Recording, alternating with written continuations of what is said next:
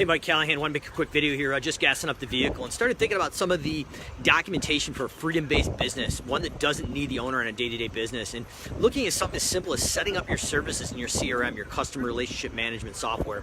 The one that we use is Service Autopilot. I just started thinking about these steps, and it's something we just documented literally for our new hires, how many steps it takes to actually just set up a service, to take all the things that are in your head, how to do it, and actually delegate it without that person relying on you. Believe it or not, we counted up between 28 and 30 separate steps that need to be documented just to create a service in our CRM, Service Autopilot.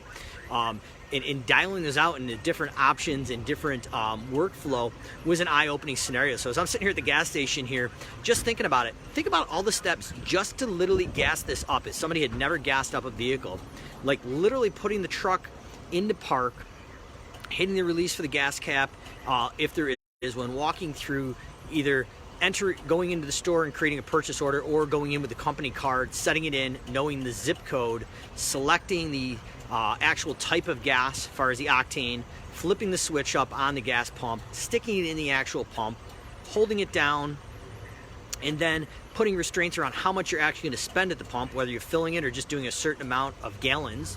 If we're using mixed gas, that's a whole different story of how do we delegate and set a process to actually set up the mixed gas that's going in the cans, or if you're doing it at your shop.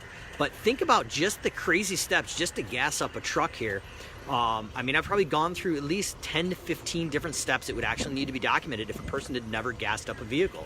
All the things that we take for granted. I think that's a great example, because a lot of times in our business, we take for granted what's in our head, but simply literally making sure this thing's in park, turning it off, putting the card in the machine, entering the zip code. We're up to 4 or 5. We want to select the grade. We want to flip the handle up on the gas pump, insert it into the tank, hold it. What are the capacity limits of how much gas we're putting in there, and what are we documenting as far as receipts and the purchase order for that for the company. So as you're going in and setting up documentation for all the process and systems of your business, step back and document them. And like I said, we ran into between 28 and 30 steps just to set up a service inside Service Autopilot correctly for our new hires at Simple Growth. So what I'm going to do to challenge you today is take what's in your head and document it in a Google Doc and a glorified checklist through a mobile form to run those new hires through for accountability that does not rely on you as the business owner. So we'll see you soon on the next video. Any comments or questions, drop them live here in the next 24 to 40 hours. I'll be watching